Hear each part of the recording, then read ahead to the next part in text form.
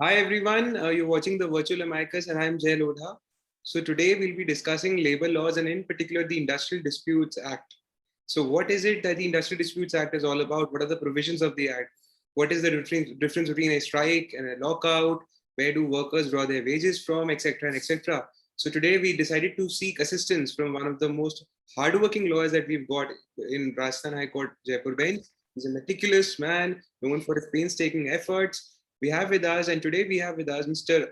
Ankul Gupta. He's an advocate by profession. And just to give you all a brief background about our speaker, the amicus for today's session, Mr. Gupta is a practicing advocate at High Court of Judicature for Rajasthan at Jaipur bench, and he's been practicing since 2011. He earlier worked in the esteemed chambers of senior advocate Sri R.N. Mathur Saab for more than 3 years at Rajasthan High Court, very specialized in civil and service matters, and he also has adequate experience in civil law, criminal law, service law, industrial disputes, contributed to various jurisprudence in various high courts and before the Honorable Supreme Court of India.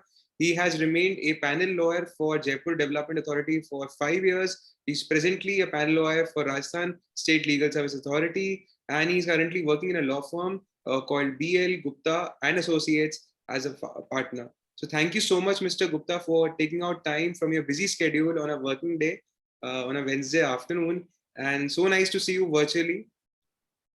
So the state. Yeah, same with Jay. Okay. So basically, the Industrial Disputes Act 1947 is an act which was established for the sole purpose of industrial peace and harmony. At the time of independence in India, there was unsurety regarding the wages of the workers, hours of the workers, working conditions for the workers. Industries were new. There were various disputes at the time, strikes, lockout, layoffs, retrenchments, illegal removal from the services. Now, Industrial Disputes Act was indeed enacted with a special purpose. It was a welfare legislation. It is a welfare legislation, but basically to uplift the weaker sections of the society, such as workmen and laborers, from their undue harassment and what sort of pressures the industrialists kept them under. So it was a welfare piece of legislation acted by the parliament. Basically, the entire Industrial Disputes Act is more of a law by the judgments than of the Bare Act itself. Bare Act only provides with the sections. The entire interpretation and the procedure also has been laid by the courts. Basically, workman is definition of workman is there, definition of industrial establishment is there. Various other time to time amendments have been made in the definition of workman and definition of the industrial establishments. At present, the scope of the Industrial Disputes Act has been brought to a limited extent because several other acts have been enacted side by side, like Shops and Commercial Establishments Act. Now the Teachers and the Rajasthan Non-Governmental Education Institution Tribunals Act, RGNT Act. Basically, now the workers in number more than 14 are working in an establishment that is industrial establishment. And any workman which is not covered under the definition the other act fall under the definition of the workman in the Industrial Disputes Act. Now, Industrial Disputes Act is an act whereby certain rights have been given to the workman and certain duties have been enshrined upon the industrial establishments. For unfair labor practices, Industrial Disputes Act is the only source of act which provides them way to go to the courts and seek relief. Now, basically, when there is a dispute between an industrial establishment and a workman or a body of workmen, a dispute can be raised by a single workman or a number of workmen against the industrial establishment under Section 10.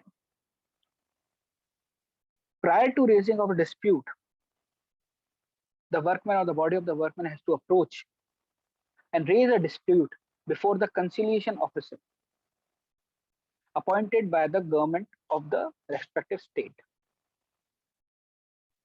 That conciliation officer receives a complaint or a dispute raised by the workman. Now, the industrial establishment is called upon by that conciliation officer to conciliate the dispute at that state itself. But when such a dispute is not being conciliated or redressed at that stage, that conciliation officer submit a failure report of the said conciliation proceedings to the state government. And the state government, the labor department, send that failure report to the labor court, and thereby the workman has to file a statement of claim raising the dispute before the labor court itself.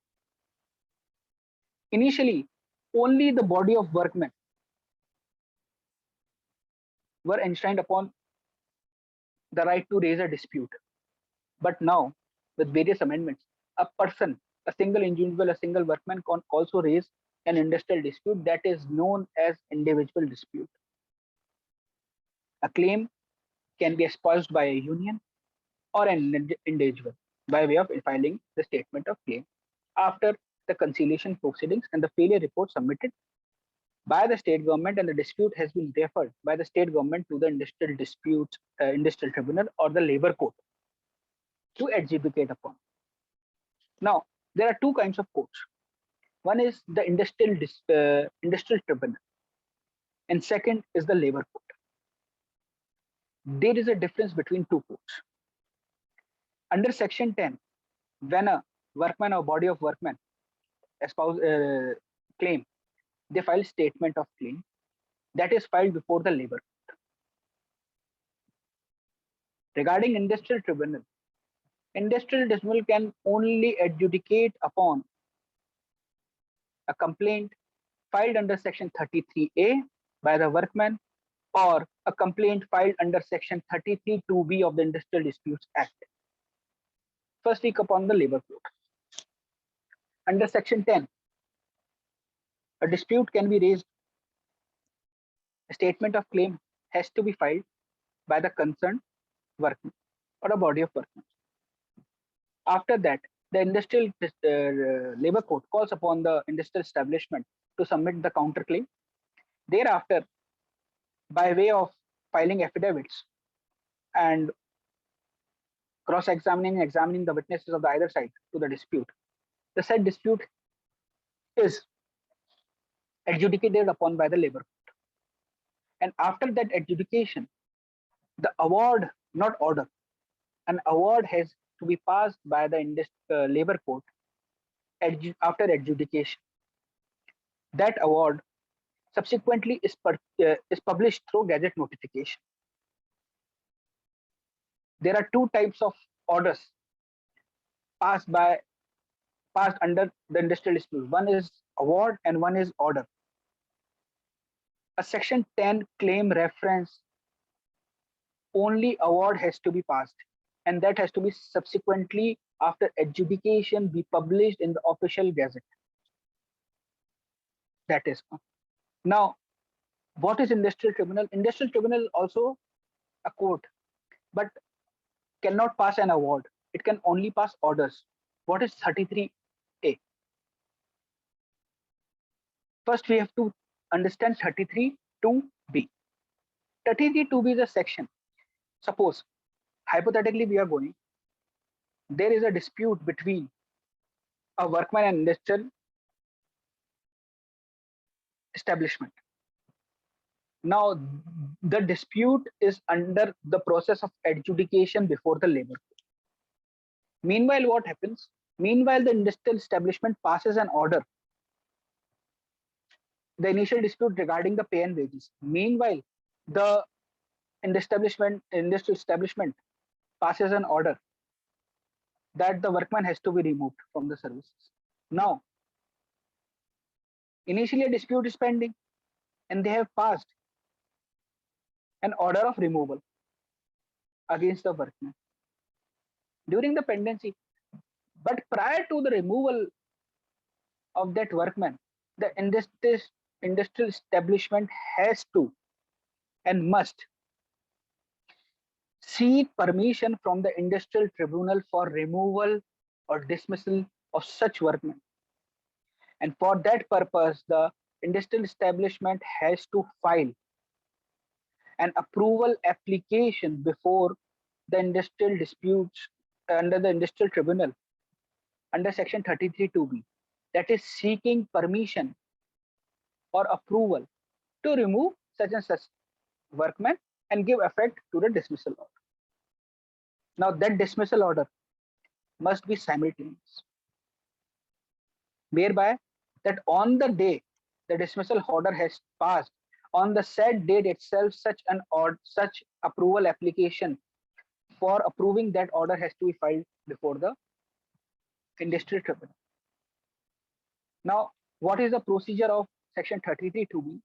Section 33(2)(b), when approval application is being filed, the notices are issued to the concerned workman. The concerned workman has the burden to prove that such an order of dismissal or removal passed against him is against the principles of natural justice, whether there was proper compliance of section 33(2)(b, and whether while now what is the provisions of complying of section 33(2)(b? That the dismissal order shall be simultaneous to the approval application. So the 1 month wages has to be paid, and the 1 month wages which has been paid to the workman shall be adequate. These conditions has to be fulfilled.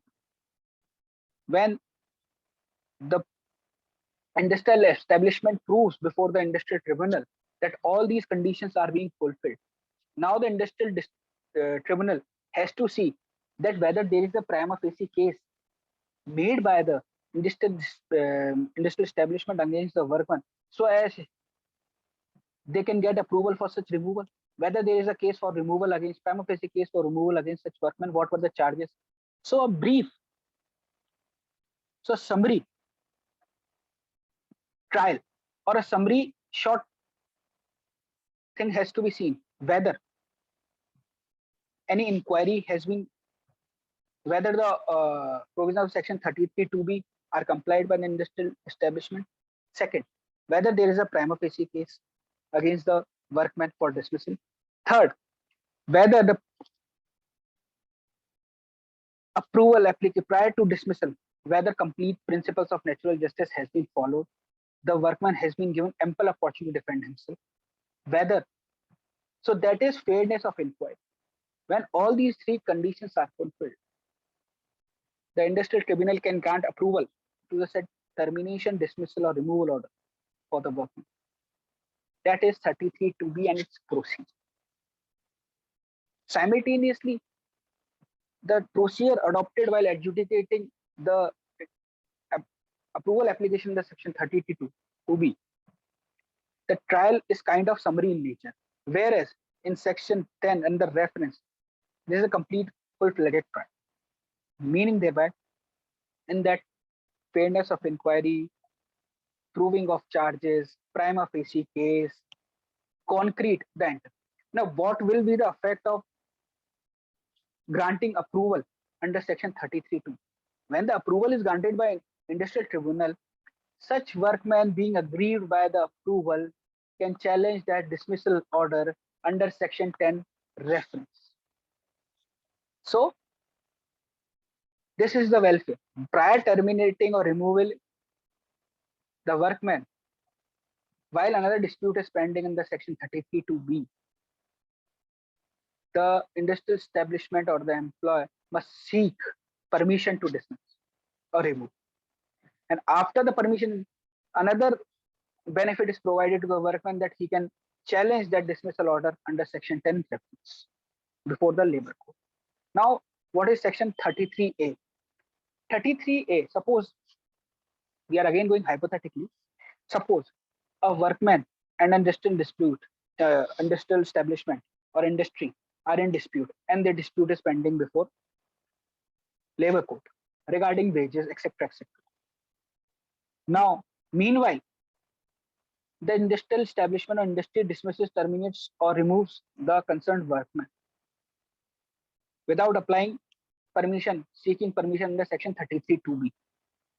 The workman can file a complaint before industrial tribunal under section 33A to the effect that the industrial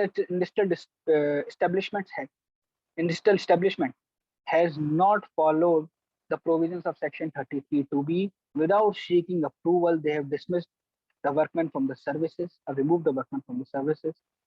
Thereby, such complaint is being adjudicated by the Industrial Disputes Act, whereby the industrial tribunal has to see whether the provisions of section 33(2) were complied or not. First of all, it has to see that whether such 33 application is maintainable, whether a general reference, whether a prior dispute was pending, whether the industrial establishment or industry were under obligation to seek approval. Thereafter, when it is adjudicated that 33(2)(b) provisions were not followed, the said dismissal order is being quashed and set aside, and the workman is being reinstated. 33 is only limited to the extent that whether the provisions of section 33(2)(b) were complied and whether the such application is maintainable as raised by the workman. So these two, 33(2)(b) and 33A, are summary trials, and no award has been passed. No award is being passed in these cases. Only orders has been passed. All orders are being passed. They say these are the orders. But when 33A application also get dismissed, that dismissal order can also be challenged by the workman before the labor court by filing statement of claim or raising a dispute under section 10 of the Industrial Disputes Act. Such orders can be challenged by the workman. So the award is the main thing which is under which the adjudication is done by the labor court. It is a full-fledged trial, and such welfare, such protections are being granted by the act, by the statute, to the workman. So initially I said that it's a welfare piece of legislation. So we can see that such and such benefits are being given to the weaker sections of the society, that are the workmen and the laborers. Now another thing, why industrial disputes is again a welfare piece of legislation, because while raising an industrial dispute, no limitation has been provided by the act itself, meaning thereby the Limitation Act does not apply to the Industrial Disputes Act. But as I said, the Industrial Disputes Act is less of the act and a law, more by the judgments. The procedures are made applicable as per the decisions of the High Courts and Supreme Court. So, though Limitation Act is not applicable while raising an industrial dispute, the Supreme Court, Honorable Apex Court, has added that such an claim raised by a workman after a long delay must be explained. The delay shall be reasonable and bona fide. The claim shall not be stale. So, though the Limitation Act is not applicable, but the workman has to reach to the appropriate forum at a reasonable time. Now,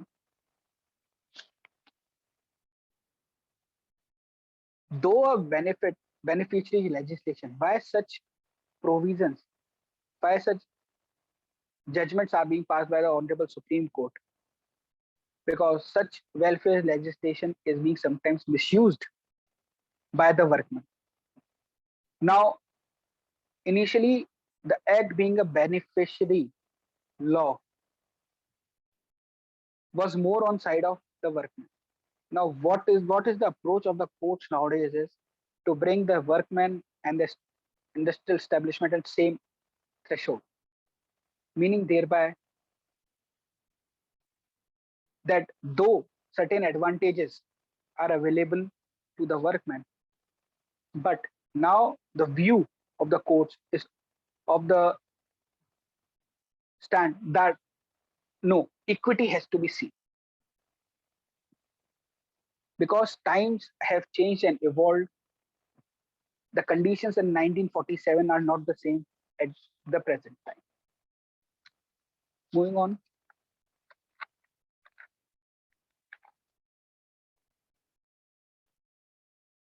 Retrenchment.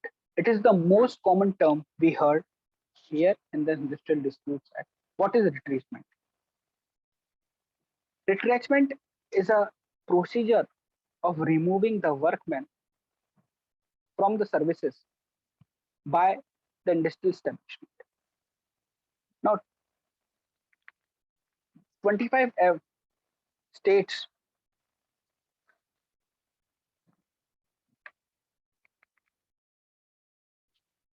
that a person prior to removal of a workman from the industrial establishment, what establishment has to do?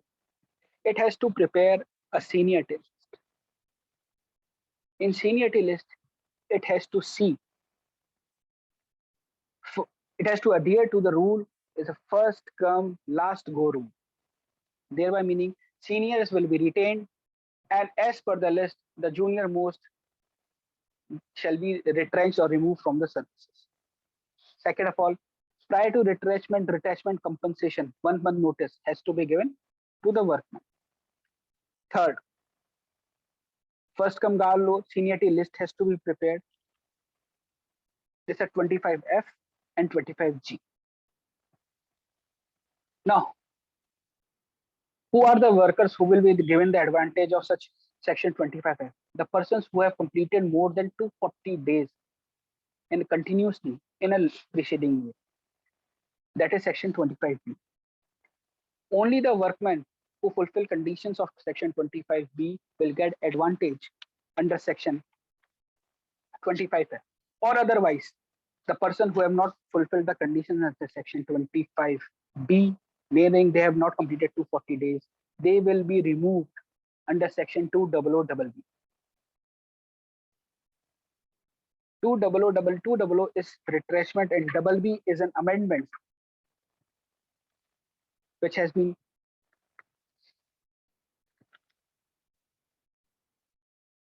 placed, brought by the legislature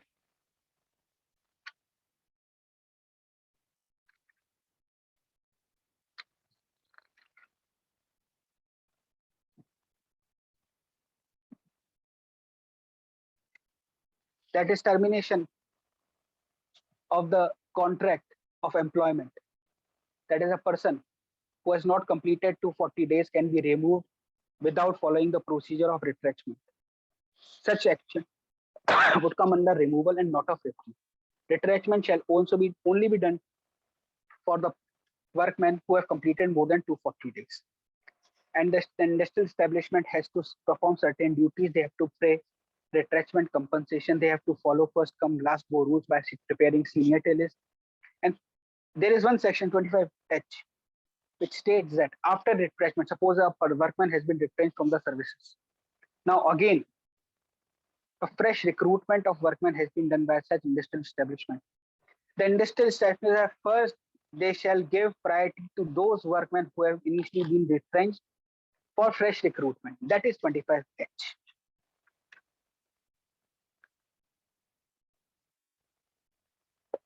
This is the basic concept of the industrial disputes, the remedies.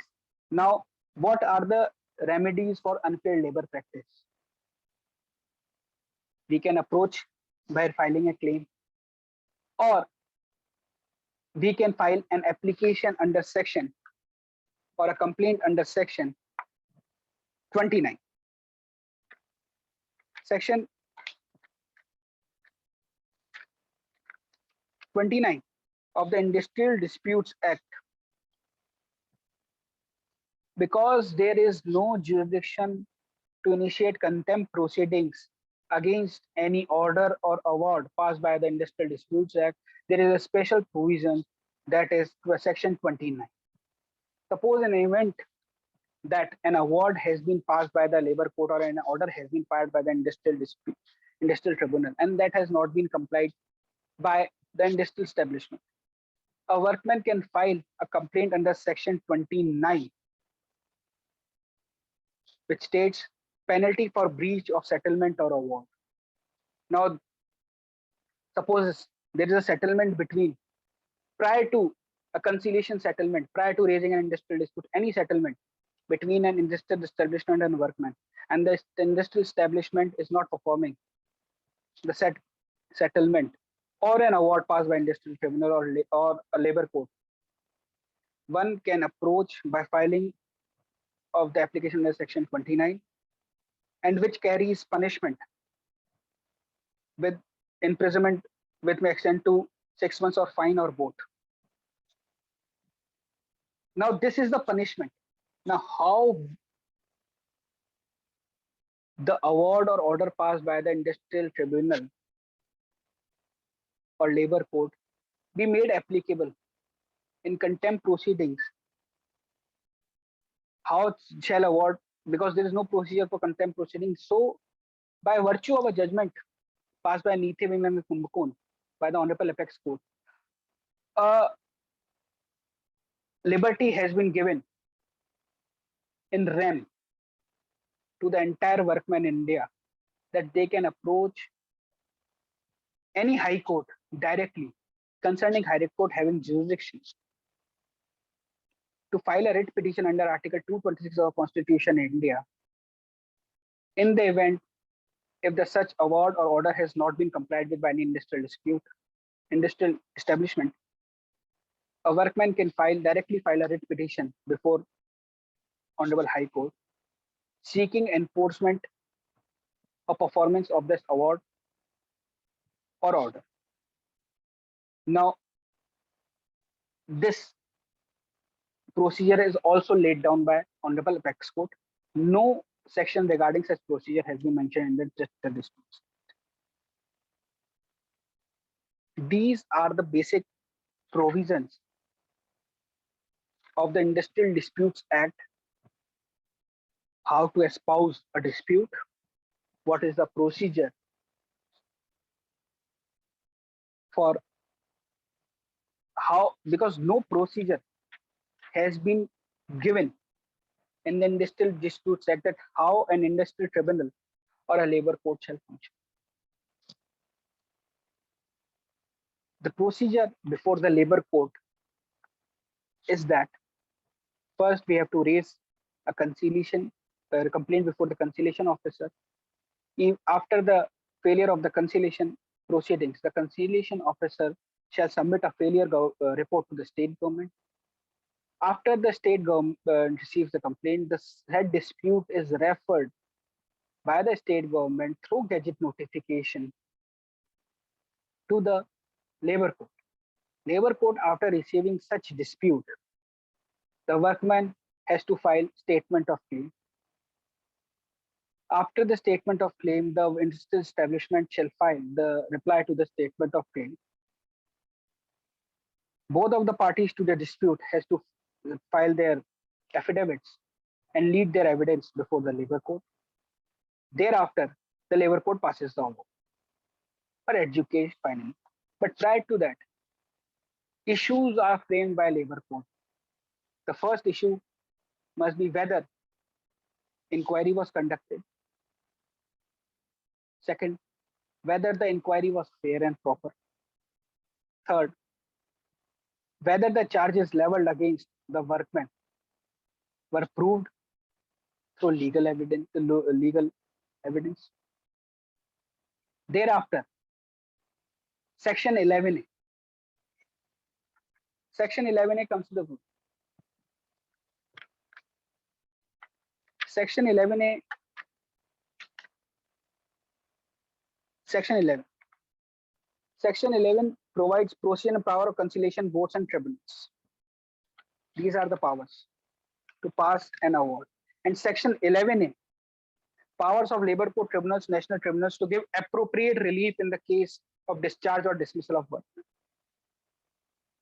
Now, even when the charges stood proved and the inquiry conducted by the industrial establishment held to be fair and proper, even there in event proportionality of the punishment has to be seen. In event of dismissal, the labor court has the power to reduce the punishment and pass appropriate award in cases of discharge or dismissal. So another piece of welfare legislation is here. The other courts, basically service law, no such power has been given, that once the charges are being stand proved and the inquiry is fair and proper, the punishment given by the disciplinary authority is made absolute. But in the cases of industrial disputes, no. The labor court can award in the quantum of punishment being given, and they can, in event of dismissal, they can reduce the punishment and lesser punishment.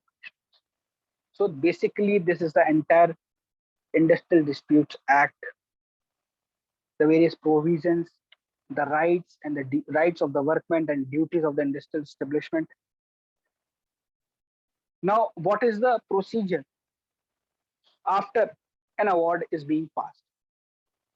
What is the remedy for either of the parties to the dispute, industrial establishment or a workman?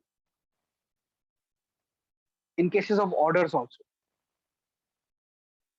an order passed by the industrial disputes industrial tribunal under section 33(2)(b), section 33(a), writ petition lies against them by either of the aggrieved parties. Simultaneously, in section 10 reference, either of the party can approach High Court under Article 226 of the Constitution of India, challenging the said order. There is no provision of appeal provided under the Industrial Disputes Act, again an award or an order. Suppose a workman is being reinstated by questioning the order of dismissal by the labor court. The industrial establishment approaches the Honorable High Court under 226 to 27, and the order is award is being stayed by the Honorable Court. The workman now, here under provisions of section 17(b), is given a benefit that he can file an application under section 17(b), claiming the last drawn wages. Section 17(b) states payment of full wages to workmen pending proceedings in higher courts. These are the benefits provided to the workmen. Then against an award in favor of workmen, if the industrial establishment prefers to go into the writ petition and that award is being stayed by the Honorable High Court, the workman can move an application under section 17(b), seeking the wages. And that application is generally allowed by the High Court upon filing an affidavit that meanwhile no gainful employment is being undertaken by the said work. Similarly, in cases of section 33(2)(b), when the dismissal order is not being granted approval and the industrial establishment prefers to file a writ petition against the said order and the order is being stayed, virtually the workman is under termination or dismissal. Now, in that event also, by virtue of the larger bench judgment of the Rajasthan High Court, the workman is free to move application under section 17(b) and claim wages from the industrial establishment in event when the order is being stayed by the Honorable High Court. So these are the benefits given to the workman. So that will be all a small talk with you guys regarding the Industrial Disputes Act. Thank you so much. Thank you so much, Mr. Ankul Gupta. Well, I must compliment you on a brilliant presentation and how wonderfully you covered the intricacies of the industrial law in a short span of time. And I think, in a nutshell, to sum it up, the main objective of the Act being the maintenance of peaceful work culture in an industry in India, and that is what is also provided in the objectives of the provision, and that is what the legislation aims to achieve. So, thank you so much, Mr. Ankul Gupta, for your time and Welcome, Jay. for dealing with the provisions of one of the most important legislations in labor laws, which is the Industrial Disputes Act. We hope to see you soon again on a different Thank you subject. very much. And so thank you all for your patient viewing and for your patient hearing. And stay tuned. Next episode is on its way. Please stay home. Please stay indoors. Please be safe. And please like, subscribe, and share my channel. And it's goodbye for now. Thank you. Thank you, Mr. Gupta, once again. Thank you, Jay.